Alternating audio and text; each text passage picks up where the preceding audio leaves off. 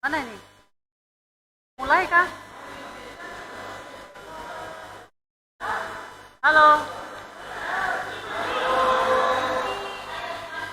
Sudah mau mulai kah? Artinya masih ada istirahat atau apa dengan anak-anak atau langsung saja? Langsung? Langsung saja. Ayo, kasihan, don't capek. Baik.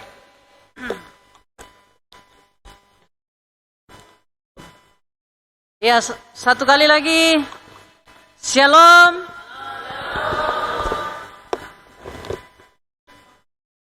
Sekali lagi shalom. Ya, yang pasti kamu sudah capek tuh. Dari tadi duduk berdiri. Tapi itu sudah, mau jadi pemimpin harus begitu. Oke, karena itu seperti biasa. Berdiri semua. Sekali lagi berdiri. Sekarang kita seperti berbaris, tapi menghadap semua ke sana. Menghadap ke arah sana. Oke.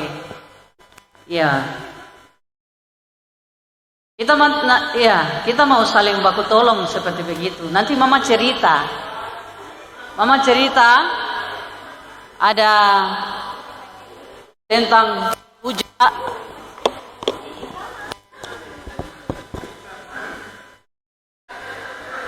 Iya, kasih tangan di pundak teman-teman yang di depan.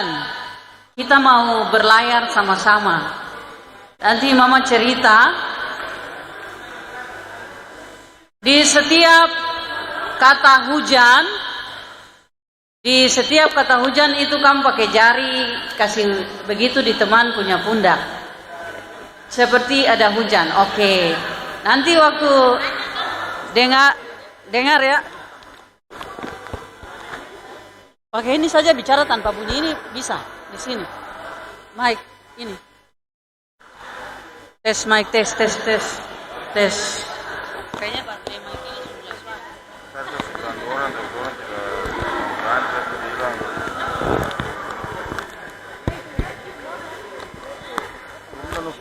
Tes. Oke.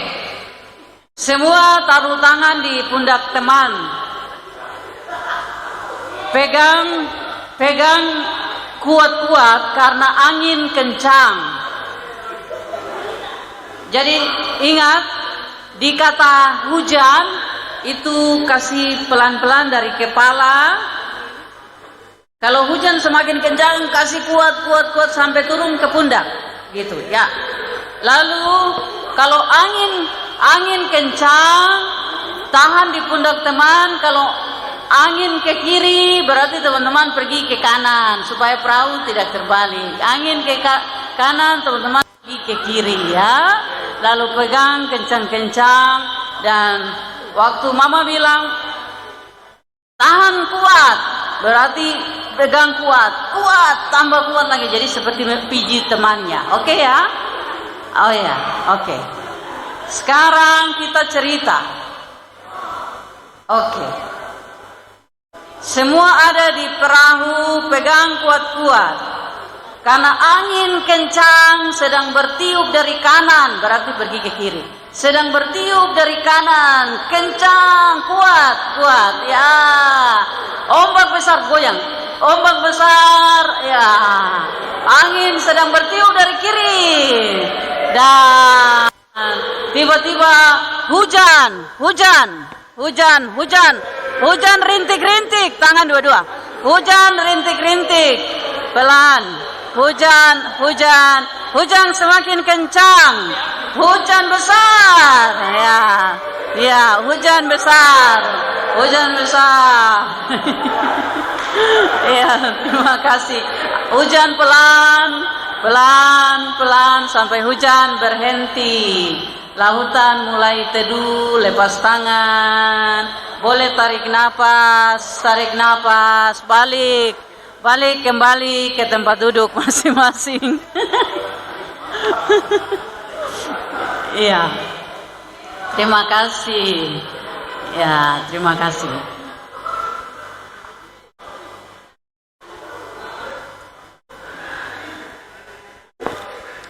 Oke. Sudah semakin sore malam jadi kelelahan, tapi mohon perhatian. Halo, kakak-kakak yang di belakang juga bisa diam sedikit, kasih turun volume. Oke. Ya, terima kasih. Nah, teman-teman semua, anak-anak semua,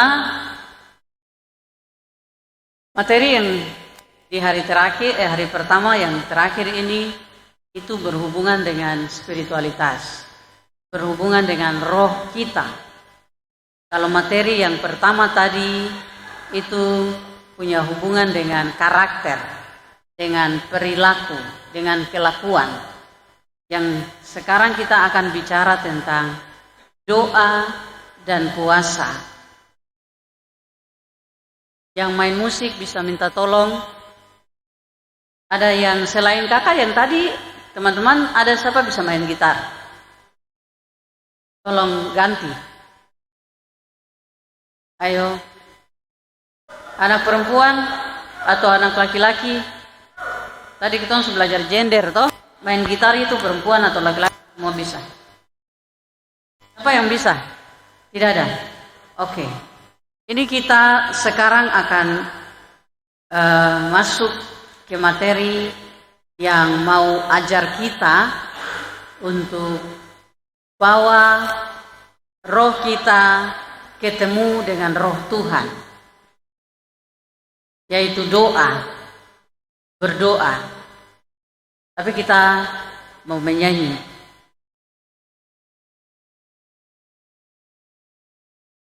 Tidak ada yang bisa main gitar. Semua tahu lagu Betapa Hatiku Berterima Kasih? Betapa hatiku berterima kasih Yesus, Kau mengasihiku.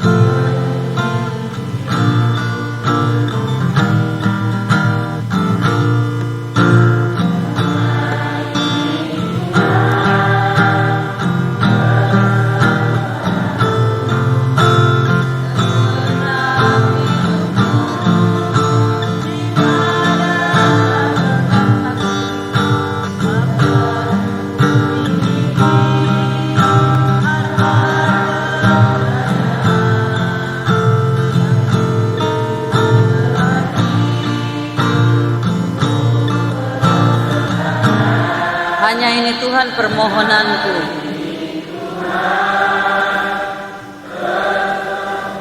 Terimalah Tuhan persembahanku. Pakailah hidupku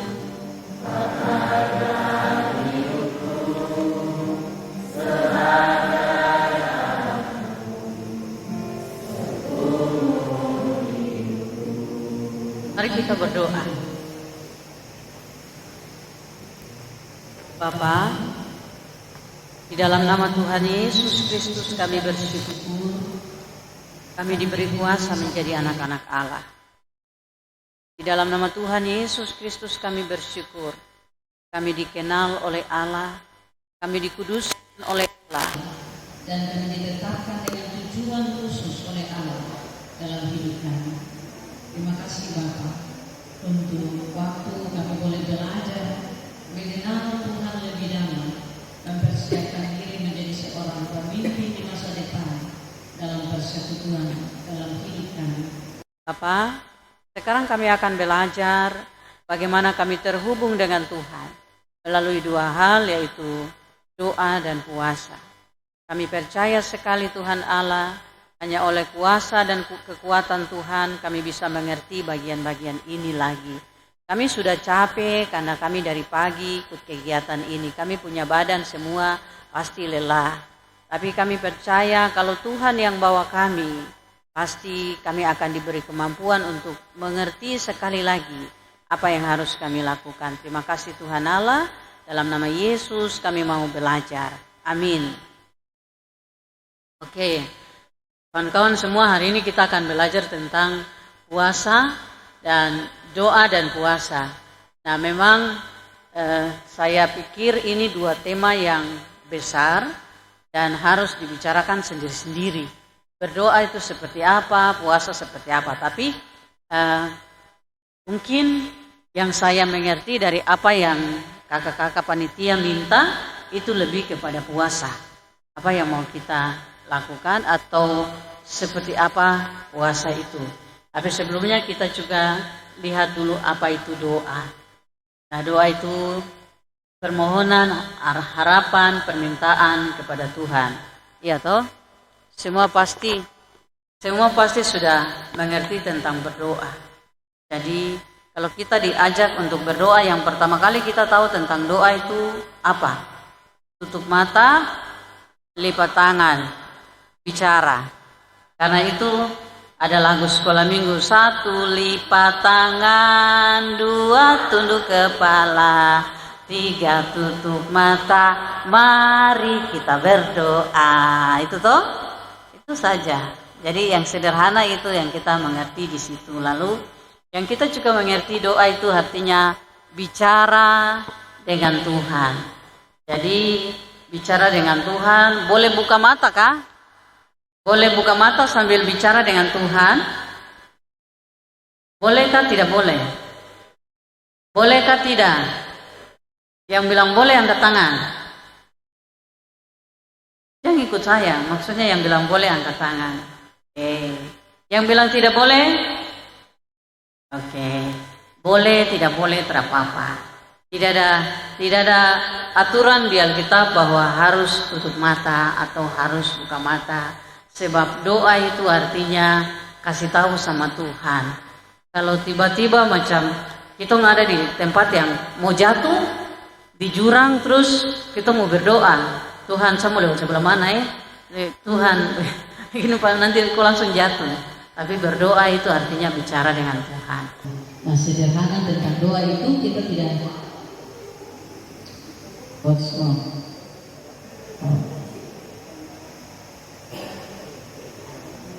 materi lain yang judul sama.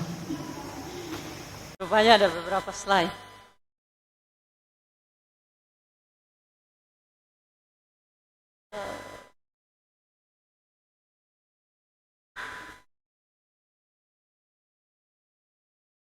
Ini dia.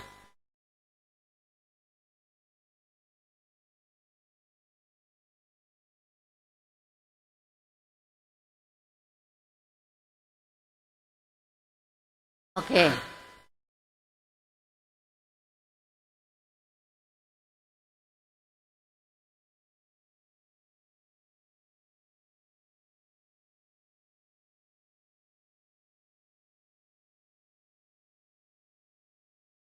Jadi ini yang kita kemudian mau pelajari.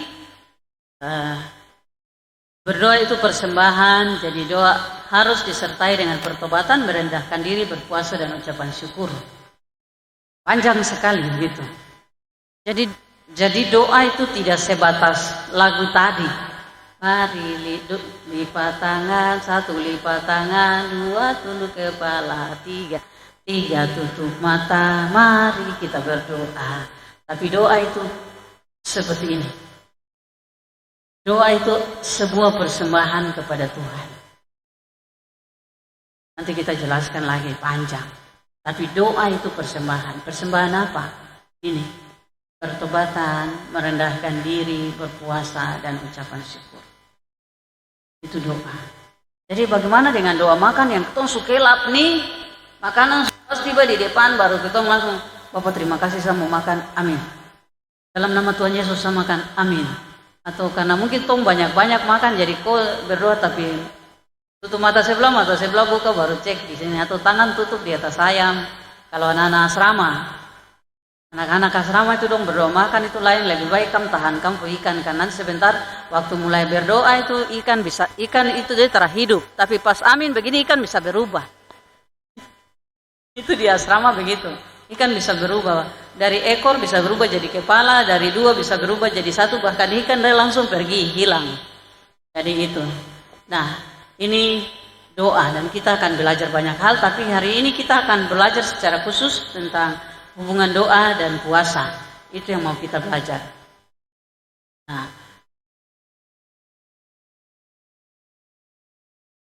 teman-teman sudah pernah, ada yang sudah pernah puasa, ada yang sedang belajar puasa atau sudah pernah puasa. Ada yang pernah puasa? Sudah pernah atau sedang puasa? Ada? Belum Belum. Oke. Apa pentingnya puasa untuk kita? Oh, kakak sudah pernah puasa? Oh, karena dia angkat tangan, jemaah pikir dia sudah pernah puasa. Semua gerakan itu punya arti. Jadi hati-hati bergerak. Oke. Belum pernah ada yang puasa Nah, jadi di sini kita belajar tentang puasa. Sekali lagi kita balap-balap. Jadi sejarah puasa dalam Perjanjian Lama nanti anak-anak baca di materi ini. Mama ada bikin di sini. Di materi dalam Perjanjian Lama. Tapi kemudian kita tahu di Perjanjian Lama itu puasa mulai diperintahkan dalam kitab Imamat pasal yang ke-16. Nah, dan secara khusus Musa menjalankan puasa meskipun itu tidak tertulis puasa, tapi dia bilang di sini bahwa dia tidak makan dan minum air selama 40 hari dan 40 malam. Itu waktu Musa naik ke Gunung Sinai untuk terima 10 perintah dari Tuhan Allah di atas Gunung Sinai. 40 hari, 40 malam, Musa tidak makan. Jadi ini secara puasa dalam hidup agama Yahudi. Jadi sejarah puasa itu dimulai oleh agama Yahudi dan kemudian diikuti oleh Islam, Kristen. Sebab Islam dan Kristen, kita dan Islam itu lahir dari Yahudi. Begitu. Ini agama-agama yang sama leluhurnya, sama asal usulnya.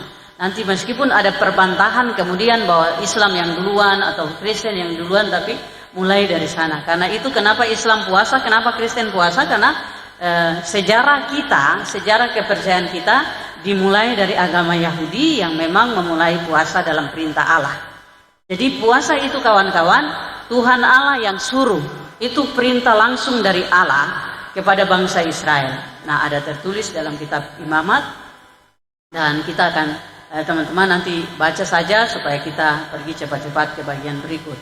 Nah, jadi puasa itu ini kita lihat di sini sebagai tanda perkabungan, duka cita dan merendahkan diri di hadapan Tuhan. Siapa yang mau belajar puasa?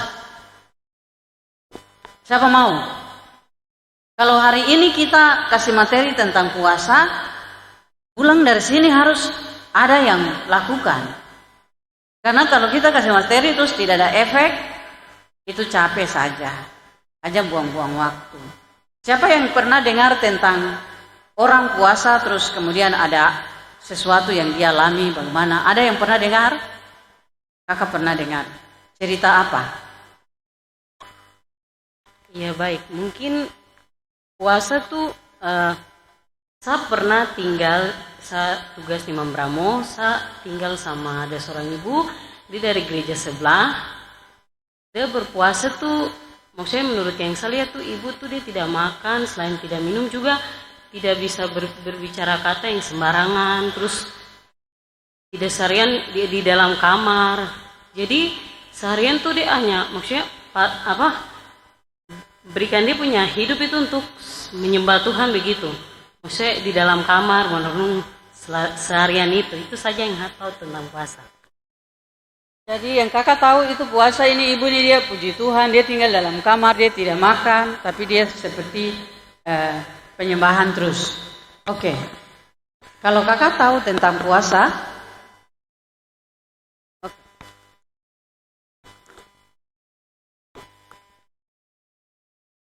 yang saya tahu tentang puasa itu ya, bagi yang untuk menurut orang Kristen tuh kita mungkin tidak makan dan minum hanya untuk memuji Tuhan saja. kakak tahu dari mana? Oh, tahu dari diri sendiri. Pernah coba? Tidak. Oke, tapi tahu saja bahwa untuk kita orang Kristen bukan puasa itu untuk puji Tuhan, tidak makan dan minum tapi untuk puji Tuhan. Oke. Siapa lagi yang tahu sesuatu yang lain, yang gampang-gampang saja, jangan yang susah-susah? Kakak pernah dengar tentang puasa yang di Kristen? Pernah dengar? Oke. Itu seperti apa yang kakak tahu? Belum tahu banyak. Oke. Siapa yang pernah tahu? Kakak? Pernah tahu? Tidak. Oke. Kakak Nona? Tidak juga. Siapa yang pernah tahu tentang puasa? Oke. Kita semua belum tahu tentang puasa. Teman-teman mau terus kah belajar atau kita berhenti saja? Belajar. Oke. Artinya begini, kalau misalnya kita belajar terus kita lanjut terus macam tertarik dengan barang ini, berarti sudah kita berhenti saja. Gitu ya? Oke. Kalau kita mau tahu, mari kita lanjut sama-sama. Oke. Nah, apa yang perlu kita lakukan saat puasa? Yang pertama itu apa tujuan Anda berpuasa? Jadi kalau sekarang kita mau puasa, dia bertujuan apa? Apa tujuan kita puasa? Untuk apa kita mau puasa? Itu. Untuk apa? Mendapat anugerah dari Tuhan. Minta sesuatu sama Tuhan. Begitu ya? Minta sesuatu sama Tuhan. Puasa itu supaya minta sesuatu sama Tuhan. Nah, itu kan? Apalagi? Oke, jadi Mama cerita saja. Karena kamu tidak pernah puasa, berarti untuk puasa buat apa itu mungkin kawan-kawan tidak tahu atau tidak pikirkan. Atau ada yang sudah pikir, saya juga puasa untuk ini, untuk itu. Seperti yang tadi kakak bilang. Untuk dapat anugerah dari Tuhan. Nah, saya pernah, bukan kebetulan. Saya cerita ke Oikumene tadi, hidup atau jadi pendeta di GKI, tapi saya banyak sekali punya hubungan dengan teman-teman di gereja-gereja lain, jadi saya juga punya hubungan dengan teman-teman yang sudah puasa dan seterusnya, dan saya hidup juga dengan puasa dan doa. Nah, di perkumpulan anak-anak muda ini tujuan mereka puasa. Ini dia tanya, kakak, kau mau puasa untuk apa? Jadi sekarang kalau kita mau sekarang kalau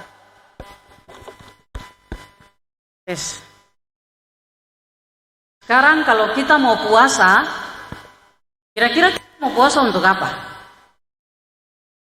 Untuk mengaku dosa. Apa lagi? Kakak dong mau puasa untuk apa? Kalau kau mau puasa untuk apa? Untuk Tuhan. puasa untuk Tuhan, puasa untuk mengaku dosa. Apalagi? Yang suara besar-besar kah? Oke, serahkan diri sama Tuhan, puasa untuk Tuhan, mengaku dosa, menyerahkan diri sama Tuhan, itu macam-macam. Nah, ini yang saya ketemu. Orang puasa untuk satu masa depan. Ini yang saya ketemu ya di teman-teman pemuda, orang lain yang sudah pernah puasa. Ini juga untuk dapat pekerjaan. Orang puasa terus dia minta Tuhan kasih pekerjaan, dia puasa. Ini lagi. Ini juga. Ya, ada orang doa dan puasa supaya dapat pacar yang cantik, yang ganteng, minta sesuatu sama Tuhan. Ya, nanti teman-teman tanya di teman-teman orang yang sudah pernah puasa. Ini, untuk dapat jodoh yang saya mau. Puasa supaya Tuhan kasih buat saya orang yang saya mau, jangan kasih yang salah-salah. Itu yang orang biasa bilang. Ini yang tadi, yang kawan bilang menyerahkan diri. Puasa untuk saya punya emosi, supaya tidak suka marah, supaya tahu bersyukur, supaya jangan suka berkelahi, protes, berontak. Itu puasa untuk hal-hal seperti ini. Nah, ini juga. Supaya stop mabuk, stop jadi budak ini, jajet, stop malas, stop caper, stop tukang cerita orang. Itu juga. Ini maksud. Nah, kawan-kawan, ini semua itu keinginan-keinginan manusia untuk melakukan puasa. Karena teman-teman belum pernah puasa. Jadi, apa pengalaman yang kita mau belajar dari bagian ini? Yang pertama, ini semua ini tidak benar. Puasa untuk apa?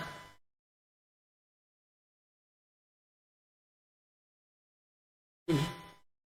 Puasa ini bukan cara membuat Allah melakukan apa yang kita inginkan. Tapi puasa adalah cara membuat kita sanggup melakukan apa yang Allah inginkan.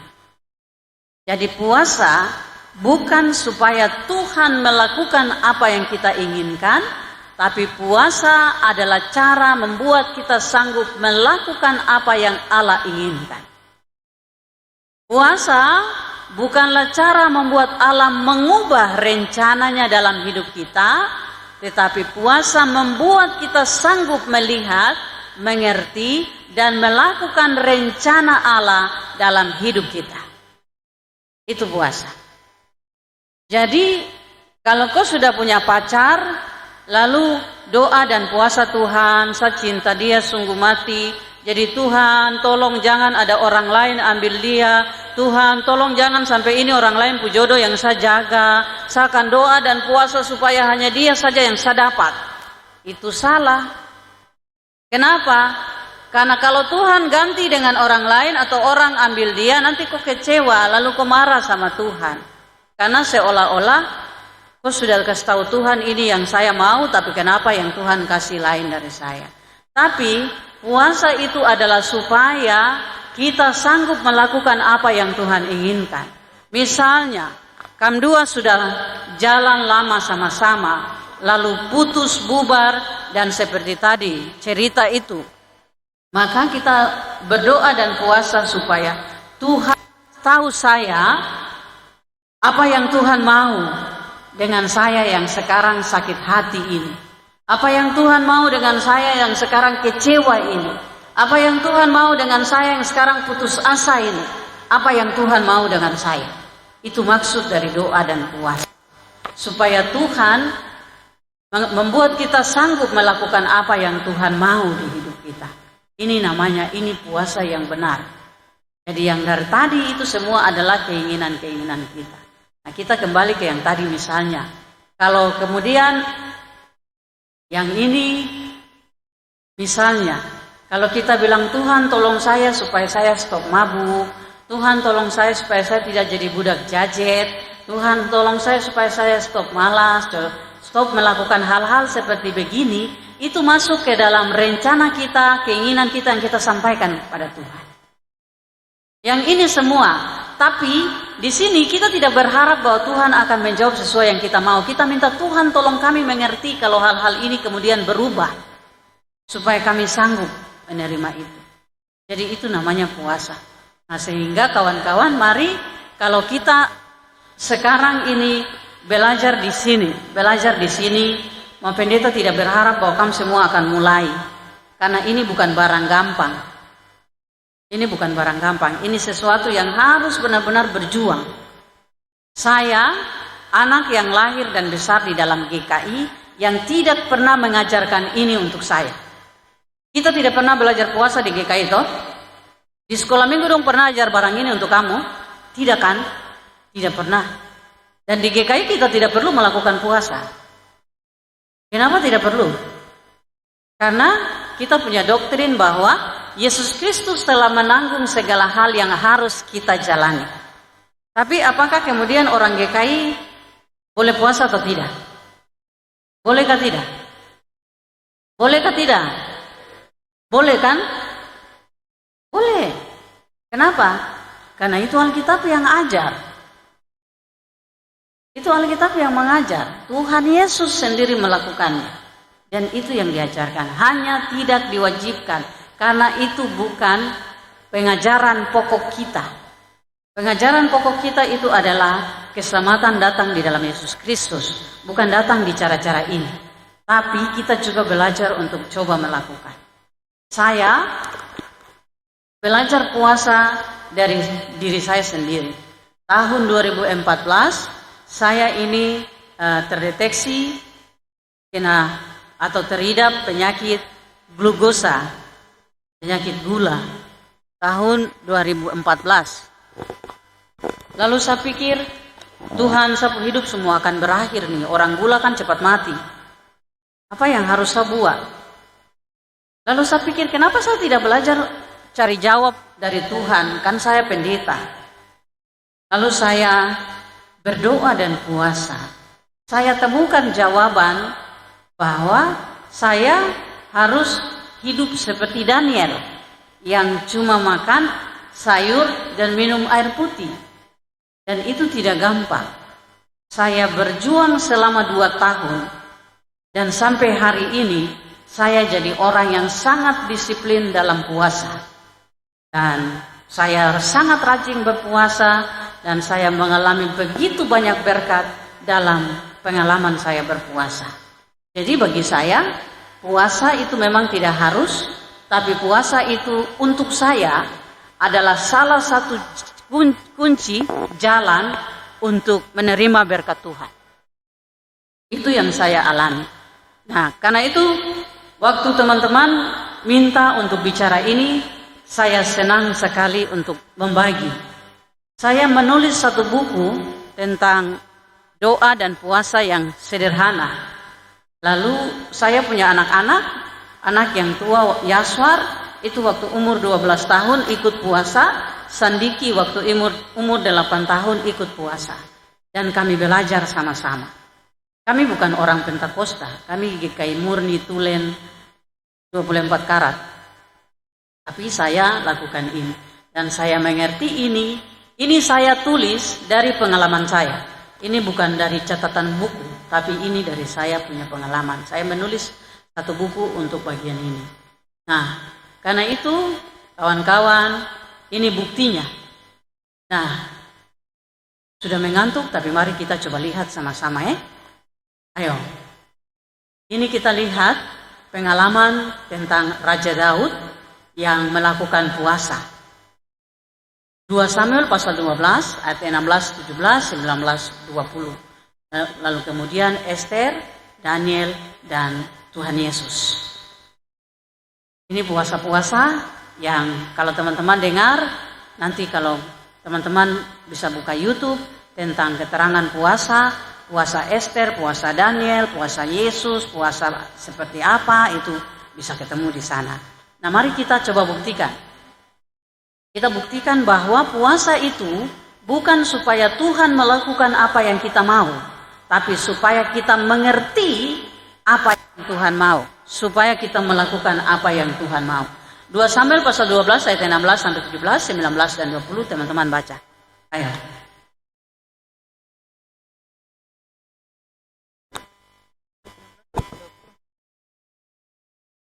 2 Samuel 12 ayat 16 sampai 20.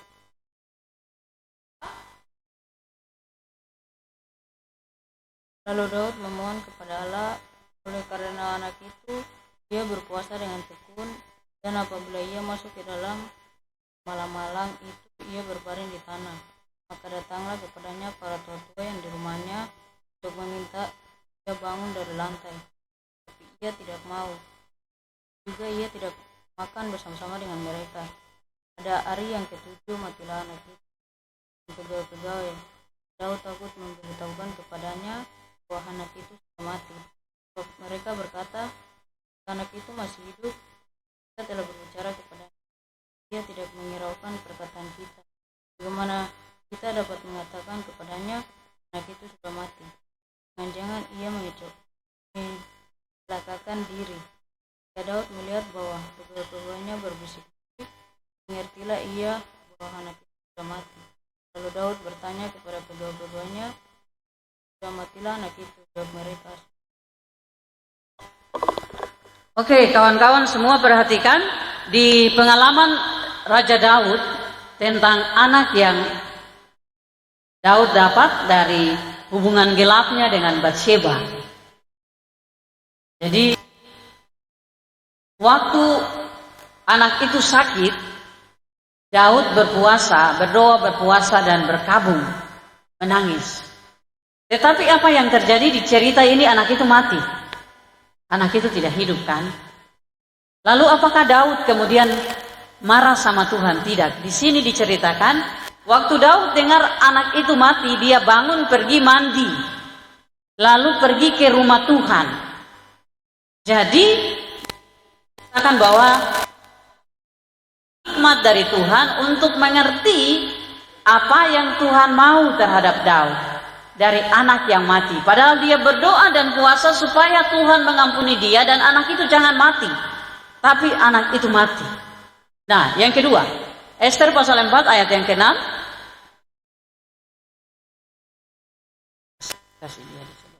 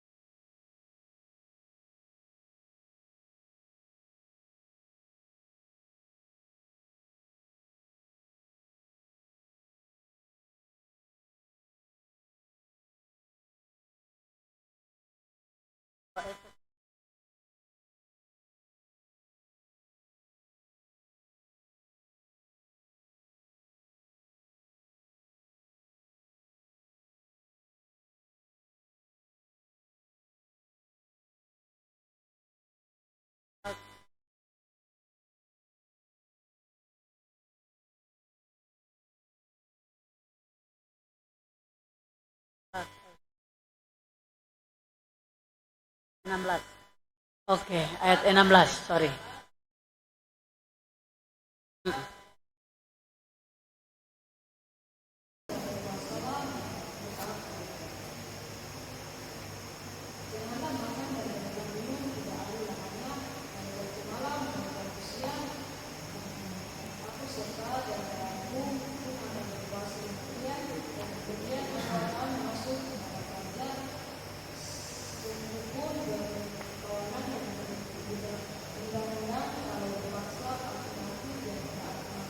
Oke, jadi perhatikan Ester 4 ayat 16, itu Ester minta supaya semua orang Yahudi berpuasa sama-sama dengan dia. 3 hari 3 malam, tidak makan dan tidak minum apapun. Lalu dia bilang, ketika dia masuk mendapati raja, minta izin atau pergi bertemu dengan raja, tidak sesuai dengan undang-undang, karena setiap orang yang mau bertemu dengan raja itu harus masuk sesuai undangan. Tidak boleh sembarangan masuk. Dan Ester melawan undang-undang itu. Jadi Ester bilang, kalaupun aku akan mati, harus mati, aku akan mati. Nah perhatikan, Ester berpuasa 3 hari 3 malam bukan supaya Tuhan memenuhi permintaan Ester, tapi supaya Ester melakukan apa yang Tuhan mau. yaitu membela orang Yahudi yang mau dibunuh dalam rencana jahat Haman. Daniel pasal 1 ayat 12 dan 13. Kakak baca di sebelah sini. Mike ada di sini, jadi dekat-dekat sini.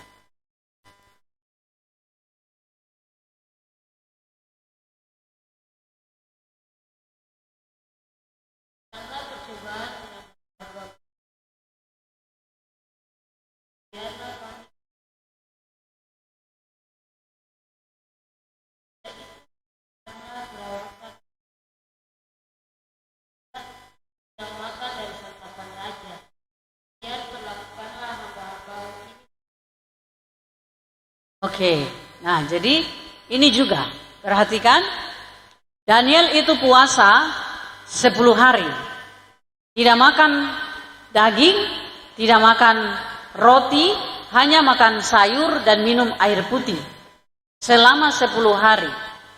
Lalu dia bilang, setelah itu silakan membuat perbandingan antara kami dan pemuda-pemuda yang makan dari meja raja.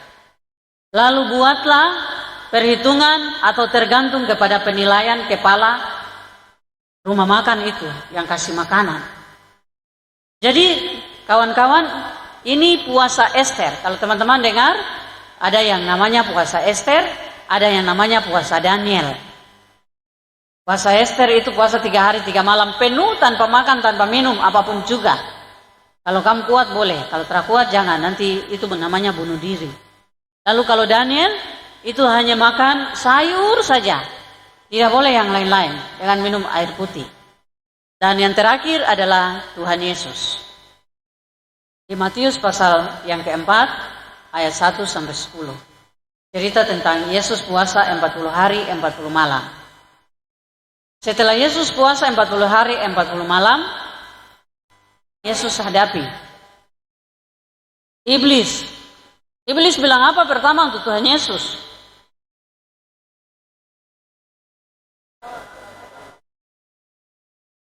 Kalau kau itu Tuhan Allah punya anak, perintahkan batu-batu ini menjadi roti.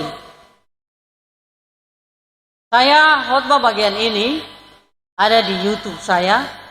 Kalian nanti kawan-kawan lihat.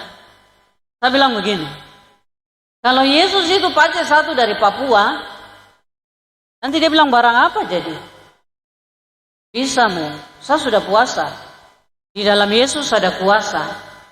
Batu-batu itu dia bisa bikin langsung tiba-tiba jadi roti aru. Jadi kamu tidak perlu beli roti aru dari dia. Karena Yesus langsung rubah batu-batu jadi roti. Roti lapis, roti aru, roti brownies, roti apa saja. Yesus bilang roti, semua jadi. Tapi apakah Yesus bikin? Tidak. Yesus terus sombong ya. Dia punya kuasa, dia bisa lakukan itu. Tapi dia tidak lakukan. Kenapa? Kembali ke yang tadi. Bukan supaya Tuhan melakukan apa yang dia mau, tapi supaya dia mengerti apa yang Tuhan mau. Lalu yang kedua, dari pencobaan itu apa? Iblis bawa Tuhan Yesus kemana?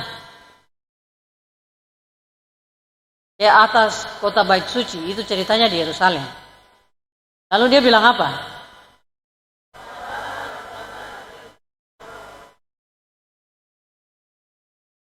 Kalau kau itu anak Allah, kau loncat. Nanti malaikat dong tahan kau kaki terakan kena di batu, di tanah. Begitu di kitab bahasa toh. Dia bilang jika engkau anak Allah, jatuhkanlah dirimu, sebab ada tertulis mengenai engkau. Tapi Yesus bikin ke tidak? Gampang, barang apa jadi? Loncat saja mau, dia Tuhan, dia pasti loncat. Tapi dia tidak melakukan itu. Yang ketiga, iblis bawa Yesus kemana lagi? Terus Yesus bilang apa? Yesus kasih lihat apa untuk dia? Semua yang ada di dunia ini saya akan kasih untuk kau. Kekayaan, semuanya saya akan kasih. Yang penting kau tunduk sembah saya saja sedikit saja. saya kasih. Yesus bilang apa? Hanya menyembah kepada Tuhan Allah saja. Yesus tidak lakukan satupun setelah dia puasa. Dia tidak lakukan satupun yang iblis kasih tahu untuk dia. Padahal dia bisa. Karena dia punya puasa. Tapi itu maksud bahwa puasa bukan supaya Tuhan memenuhi apa yang kita mau. Nah, jadi kawan-kawan, puasa itu tergampang. Puasa itu berat. Nah, itu yang pertama. Kalau mau puasa, tentukan tujuan untuk apa kita puasa. Tuhan, saya mau puasa supaya saya lebih kenal Tuhan. Itu baik. Tuhan, saya mau puasa supaya saya bisa baca Alkitab dengan baik. Itu baik. Tuhan, saya mau puasa supaya saya jadi orang yang belajar sabar. Karena waktu puasa saya harus tahan marah. Itu puasa. Waktu puasa saya harus tahan emosi yang mulai naik sampai di batang leher sini macam sama tumbuh sudah nih yang kayak begini. Tapi saya puasa jadi biar sudah berkat saja, terjadi palungku terjadi masuk, tapi baik-baik saja. Itu. Jadi tentukan apa yang kawan-kawan mau untuk puasa. Lalu buatlah komitmen dengan Tuhan. Sebab puasa, kawan-kawan, puasa itu agenda spiritualitas. Ini bahasa gereja, bahasa lingkungan gereja yang bagus sekali. Puasa itu agenda roh, bukan rencana kita. Puasa itu harus bersama dengan Tuhan. Kalau tidak dengan Tuhan, itu namanya diet, bukan puasa. Kenapa agenda spiritual? Karena kalau puasa tanpa baca Alkitab, itu bukan puasa. Sekali lagi itu diet. Puasa tanpa doa itu juga bukan puasa. Itu diet namanya. Kan ada diet untuk kesehatan toh? Jangan makan ini, jangan makan itu supaya jangan sakit. Itu namanya diet. Jangan terlalu makan banyak supaya body jangan seperti botol. Ada kan? Dia bilang, kok body itu kayak botol saja. Di atas kecil, besar, bawah kecil. Tapi dia bilang body seperti gitar. Wih, itu yang mantap. Jadi puasa bukan begitu. Nah, jadi ini hal-hal yang kita akan lakukan. Apakah orang mau puasa selama 3 hari, 10 hari, 40 hari, dan seterusnya? Itu harus komitmen. Atau 1 hari saja puasa merokok, puasa makan pinang, puasa maki-maki. Itu hari kita tentukan 1 hari saja. Tuhan, saya mau puasa menjaga tubuh saya dari racun yang mau masuk dalam satu tubuh. Tentukan berapa hari. Nah, terus ini, apakah puasa penuh, setengah, pantang? Ini juga bagian di sini. Kalau kawan-kawan mau puasa setengah hari, misalnya nih, kawan-kawan yang biasa isap rokok, dari jam 6 pagi sampai dengan jam 12 siang, kita bilang setelah puasa isap rokok. Kita yang suka biasanya maki-maki atau bicara kata-kata kotor atau emosi, dari jam 6 pagi sampai jam 12 siang, saya tahan emosi. Tapi jangan tinggal di dalam kamar, harus uji emosi. Jadi kau jalan keluar, kalau ada orang lempar kau, nah di situ baru kau bilang, aduh Tuhan, untung saya puasa jadi saya terbalas. Tapi kalau lama-lama juga biar sudah puasa batal. Puasa batal. Jadi itu sesuai dengan apa yang Tuhan rencanakan. Ada anak kecil 1. Anak kecil ini dong bakalai di rumah para-para. Di Sentani kan rumah banyak yang rumah di atas air itu. Jadi anak ini dia teman pukul dia. Dia menangis, terus dia lapor sama dia mama. Jadi dia mama bilang, sudah ya, terapa-apa, nanti Tuhan yang balas. Terus dia bilang, iya sudah. Tiba-tiba dong dengar begini, satu anak kecil menangis di bawah para-paranya di air. Terus dia bilang, siapa yang menangis? Lihat begini, iya anak kecil tadi yang terus dia malah, Mama suka tahu ya, biar nanti Tuhan balas. Kenapa lagi kau balas? Terus dia bilang, Kai tunggu lama ya, Tuhan lama sekali balas. Jadi biar sudah, dia saja langsung. Nah, kalau puasa jangan ambil tindakan sendiri, harus lakukan seperti apa yang Tuhan mau. Dan itu tidak gampang. Lalu apakah orang sehat untuk lakukan puasa atau tidak sehat? Jadi harus periksa kesehatan. Kalau mau puasa berapa hari, bilang saya tidak kena penyakit mah. Jangan sampai puasa begini tiba-tiba pingsan. Karena tanya, kok kenapa saya sakit mah? Terus puasa, oh kasihan. Itu Tuhan tidak anjurkan kita harus bikin siksa diri sendiri. Nah ini juga. Jadi kalau tadi teman ada bilang, puasa itu untuk mengaku dosa. Jadi kalau kita mau puasa, ini harus mengaku dosa. Berdamai dengan semua orang yang pernah kita sakiti. Nah ini cerita tentang damai dengan orang yang bikin sakit hati kita atau yang kita sakiti. Misalnya nih, kita semua damai, dia tidak mau. Tapi yang penting itu kita sendiri sudah mau damai. Kalau dia tidak mau damai dengan kita, tidak masalah. Yang penting kita sendiri sudah mau damai. Dan biasanya orang bilang, lepaskan pengampunan pada Tuhan. Nah, jadi harus damai dengan orang-orang yang kita sakiti. Lalu puasa itu, kawan-kawan, dipimpin oleh Roh Kudus, bukan kita sendiri. Kemudian menyerahkan hidup sepenuhnya kepada Yesus Kristus. Jadi percaya waktu puasa Tuhan Yesus yang pimpin kita. Jangan khawatir waktu puasa. Kenapa? Khawatir itu kita akan bilang, saya bisa kah tidak untuk jalani puasa ini. Kalau mau mulai saja. Kalau mau coba saja, tidak boleh khawatir. Jangan mau langsung ambil banyak. Asal langsung mau puasa 3 hari 3 malam kawan. Minta maaf, tidak mungkin. Tidak bisa. Saya yang sudah puasa bertahun-tahun, tidak pernah mencapai 3 hari 3 malam murni, tanpa makan, tanpa minum. Saya pasti minum. Minum itu bisa. Tapi untuk penuh tidak bisa. Dan itu perlu latihan yang dalam. Nah, jadi berharap hanya pada kuasa Tuhan. Nah, di sini Tuhan Yesus juga cerita kalau kita puasa harus cuci muka, jangan pamer-pamer. Sehingga orang lihat, kok muka loyo, terus orang bilang, saya ada puasa, pamer. Gitu. Jadi kalau puasa tidak boleh kita pamer. Nah ini persiapan roh. Persiapkan fisik dengan baik seperti ini, lalu kemudian bagaimana kita bisa mengalami puasa dengan Tuhan. Nah persiapan fisik dengan baik ada 6 langkah.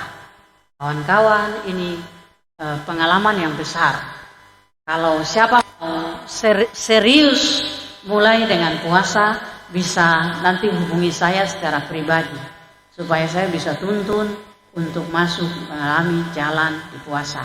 Karena saya mengalami puasa dan saya telah puasa bertahun-tahun menjalani puasa.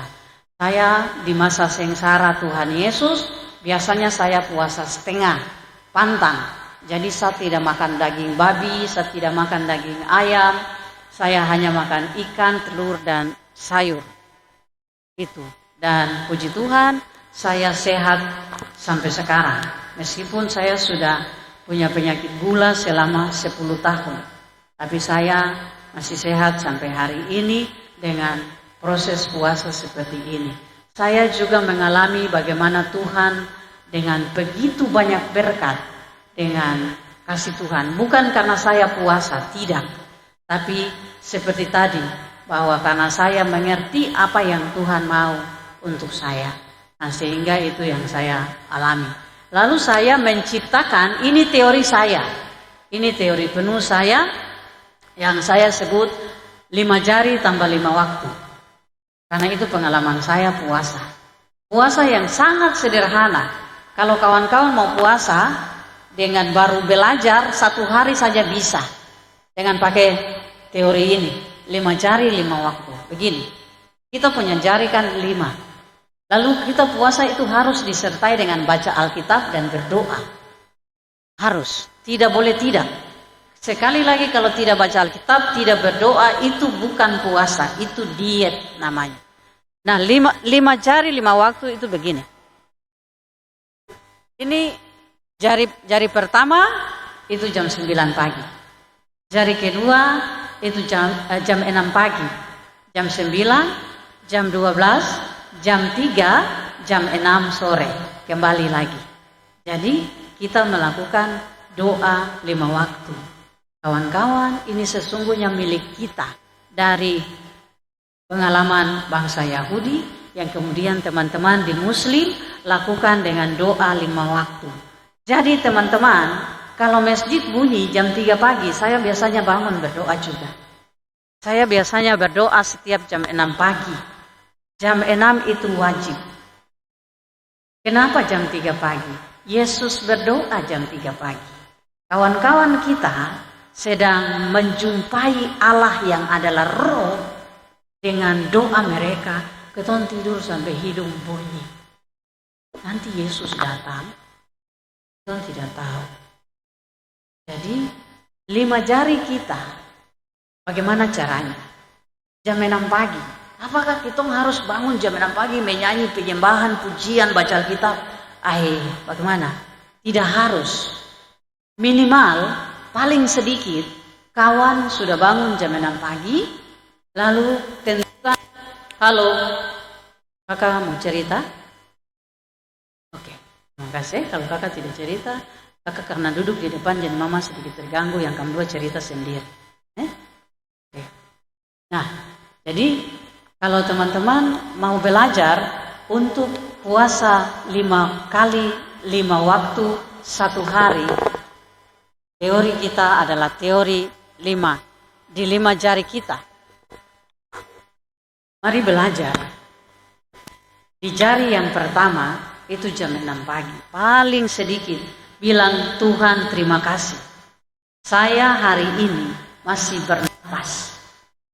Lalu bagaimana dengan baca Alkitab? Jangan mau baca panjang-panjang. Tentukan hari ini 1 ayat Alkitab untuk kawan hafal. Misalnya, tadi kita bilang Yohanes pasal 1 ayat 1. Pada mulanya adalah firman. Firman itu bersama-sama dengan Allah dan firman itu adalah Allah. Selesai. Berdoa Bapa kami, stop. Lalu jam 9, itu waktu yang kedua. Di waktu yang kedua, sama. Ulangi ayat yang sama. Yohanes pasal 1, ayat 1. Berdoa Bapa kami, sama. Lalu di jam 9, jam 12 juga. Sampai 5 kali. Kalau sampai 5 kali saudara ulangi berulang-ulang, itu akan ingat di kepala, hafal di kepala, dan berdoa 1 hari itu 1 kali saja dengan Tuhan. Dan ada 1 ayat Alkitab. Kalau kawan-kawan mau mengalami bagaimana menjadi orang muda yang mengalami perubahan dalam doa dan puasa. Ini bukan hal yang kita bilang sebagai bagian untuk kita menjadi orang besar, tidak. Tapi bagaimana kita ketemu Tuhan di pengalaman seperti ini. Apa saja yang kita doakan selain doa Bapa kami? Kalau saudara mau lebih dalam berdoa, 5 jari kita ini bisa tolong kita untuk berdoa banyak hal. Waktu kawan lipat tangan jari pertama ini, seringkali kalau orang kasih jempol, itu artinya orang yang memberi support. Dia bilang, kau mantap, kau bagus, kau baik, ini bagus. Maka berdoa untuk orang-orang yang selalu kasih support untukmu, itu cukup jari ini, 1 jari ini. Ketika kawan lipat tangan, ingat orang-orang yang selalu kasih support untuk saya. Saya punya teman baik, saya punya om, saya punya tanta, atau saya punya nenek, orang yang selalu kasih dukungan untuk saya. Yang ini, jari ini adalah jari yang jadi simbol dari kita berdoa untuk para pemimpin kita. Pemimpin di mana? Ketua PAM kita doakan. Kita berdoa untuk ketua jemaat. Kita berdoa untuk Bapak. Kita berdoa untuk Gubernur Lukas Nmb yang sekarang sakit. Kita berdoa untuk semua orang yang menjadi pemimpin kita. Lalu jari ini. Jari ini biasanya simbol untuk apa? Maki toh. Orang biasa pakai jari ini untuk maki. Tapi kalau kita pakai jari ini untuk berdoa, kita pakai jari ini untuk mendoakan orang-orang besar yang ada di sekeliling kita. Orang-orang besar itu seperti siapa? Orang-orang yang berharga. Sekarang ini, panitia ini menurut kamu, apakah mereka berharga atau tidak? Kita doakan mereka. Ada orang yang berharga di sekeliling kawan-kawan. Kita doakan mereka. Jari yang ini. Di sini orang bilang ini jari apa? Jari manis. Kita doakan semua orang yang membuat hidup kita itu kelihatan indah, baik, manis, begitu semua kita doakan. Yang paling kecil, ini hal yang paling kecil. Kita berdoa untuk orang-orang yang kelihatan sangat kecil, orang-orang yang sapu jalanan. Kita berdoa untuk orang-orang yang kelihatan kerja untuk sampah, orang-orang yang kerja untuk pekerjaan-pekerjaan anak-anak jalanan. Kita berdoa untuk anak-anak narkoba, teman-teman kita yang tidak kelihatan tidak dihargai, orang-orang yang kena penyakit ini, penyakit HIV, orang-orang yang benar-benar tidak dihargai. Dan itu artinya baru sebelah ini untuk hal-hal positif, di sebelah sini untuk hal-hal negatif. Minta maaf kawan-kawan, anak-anak saya tahu kamu sudah capek, bosan, lelah. Tapi saya punya kewajiban karena saya diminta untuk bicara. Jadi saya harus bicara. Karena saya bertanggung jawab bukan hanya kepada panitia, tapi juga kepada Tuhan yang memberi saya hikmat ini, pengertian ini.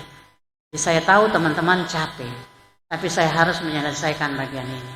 Begitu Dan itu juga yang teman-teman diminta datang untuk belajar di sini. Sehingga nanti waktu pulang, ada satu pelajaran yang teman-teman terima. Mungkin tidak akan langsung lakukan puasa, tapi minimal punya pengetahuan tentang satu kunci roh untuk masuk ke dalam diri Allah. Sehingga kawan-kawan akan kembali lagi ke bagian pertama tadi. Mengerti bahwa saya ini dipilih oleh Allah, saya dikuduskan oleh Allah, saya ditentukan oleh Allah ketika saya belajar di hal-hal seperti begini. Demikian materi kita tentang doa dan puasa. Kalau ada yang mau tanya, silakan. Begitukah panitia? Oke. Silakan kakak.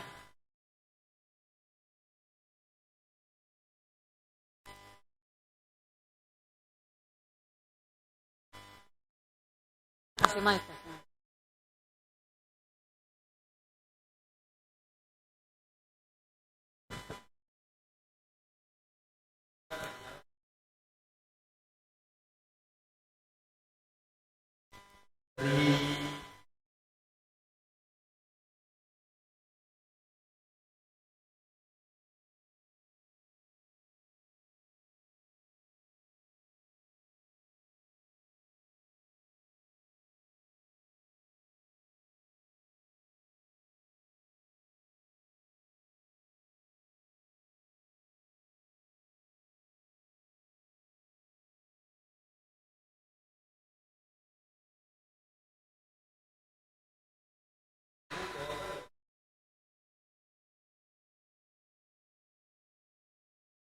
Oke, artinya Tuhan sungka.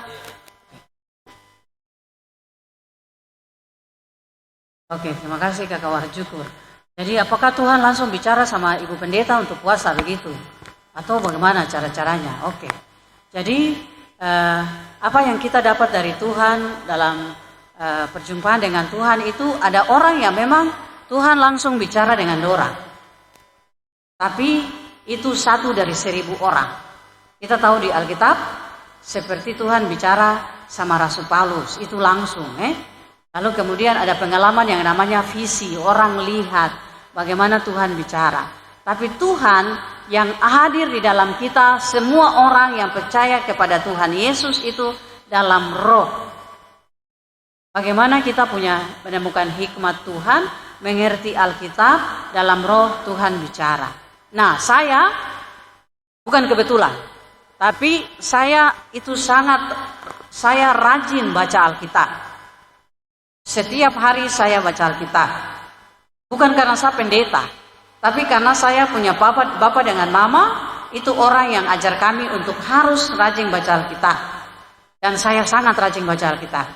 Waktu saya sakit gula, saya berdoa dan saya bilang, Tuhan, tolong saya untuk mengerti bagaimana cara saya untuk tolong sapu diri sendiri supaya jangan saya cepat mati. Lalu saya baca Alkitab, dan saya memang karena rajin baca Alkitab, waktu saya berdoa untuk sakit bertepatan dengan saya sedang membaca kitab Daniel. Dan saya selalu baca Alkitab itu selalu jam 6 pagi. Itu sudah saya punya seperti nafas. Dan sampai hari ini, nanti kalau seandainya teman-teman mau lihat, saya setiap pagi, tiap hari sekarang punya doa dan renungan di YouTube, di TikTok, di Instagram, di Facebook yang saya pun nama Nelin Cewanma, pendeta Nelin Cewanma, tiap pagi jam 6 pagi. Sekarang saya sudah sampai di kitab Mazmur, di Mazmur pasal 1 dan seterusnya, dan saya cerita. Nah, waktu saya baca kitab Daniel, saya berdoa, dan dalam pikiran, dalam roh saya dorong kawan-kawan untuk coba buktikan apakah kita akan mengalami perjumpaan dengan Tuhan atau tidak. Seperti bagaimana roh bicara dengan kita. Bukan langsung suara Tuhan seperti begini. Tidak. Tetapi dalam roh itu kita akan cerita. Kawan-kawan punya dua hal dalam diri, yang baik dan yang tidak gitu Kawan-kawan pernah alami bagaimana cerita antara dua roh di dalam diri. Yang satu bilang, kau pergi ke gereja. Yang satu bilang, saya capek. Iya toh? Ada yang pernah alami begitu. Bagaimana ada percakapan antara seperti dua orang di dalam diri kawan. Nah, di situ kita akan menemukan bagaimana roh Tuhan pada satu posisi dan roh kita pada posisi yang lain. Dan hikmat Tuhan akan menuntun kita temukan, oh ini Tuhan punya jawaban. Lalu saya baca Alkitab di kitab Daniel pasal 1 yang tadi saya cerita, bahwa Daniel bilang sama Tuhan, sama penjaga makanan raja, bahwa jangan kasih untuk saya makanan yang dari meja raja, tapi kasih untuk saya sayur dan air putih saja. Lalu saya berdoa, dan dalam roh saya mengalami bagaimana roh yang baik yang saya percaya dari Tuhan itu ajar saya untuk kemudian ini makanan saya. Jadi sejak waktu itu saya benar-benar merawat diri saya dengan hanya makan sayur, dan kemudian tidak makan daging, tidak makan nasi, dan saya sehat. Saya melakukan itu selama 2 tahun. Begitu. Dan itu yang saya belajar dari Daniel.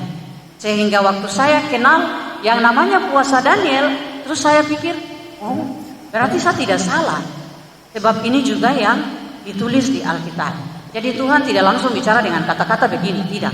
Tapi dalam hikmat. Karena itulah kenapa kita dikasih nasihat oleh Rasul Paulus, bahwa kau tahu kan, kalau kau punya tubuh itu adalah bait Roh Kudus Allah, dan Roh Allah berdiam di dalam kamu. Tidak tahukah kamu bahwa tubuhmu adalah bait Roh Kudus Allah, dan Roh Allah berdiam di dalam kamu. Jadi orang yang dekat dengan Tuhan, dia akan merasa dan mengerti seperti tadi puasa itu supaya kita mengerti apa yang Tuhan mau. Dan itu yang saya alami. Begitu kakak. Nah, saya sekali lagi mendorong kawan-kawan, mendorong itu kasih semangat. Mari coba buktikan dengan mengalami bagaimana Tuhan kasih tahu kami. Yang paling sederhana adalah berdoa dan baca Alkitab. Lalu minta hikmat Tuhan, kasih tahu apa yang Tuhan mau bagi saya. Dan di rumah kami sedang jalan itu secara pelan-pelan. Anak-anak belajar baca Alkitab, dan itu benar-benar akan bekerja. Kenapa kawan-kawan? Karena sekali lagi Yohanes pasal 1 ayat 1, firman Alkitab itu adalah Allah sendiri. Jadi kalau mau cari tahu siapa Tuhan Allah, baca Alkitab dan berdoa. Sebab di dalam Alkitab Tuhan Allah ada di dalam. Itu firman Allah. Jadi kalau terbaca Alkitab terus kemudian mau berdoa saja susah. Sebab di Alkitab itu adalah hikmat Allah, yang diilhamkan. Begitu Rasul Paulus kasih tahu untuk Timotius.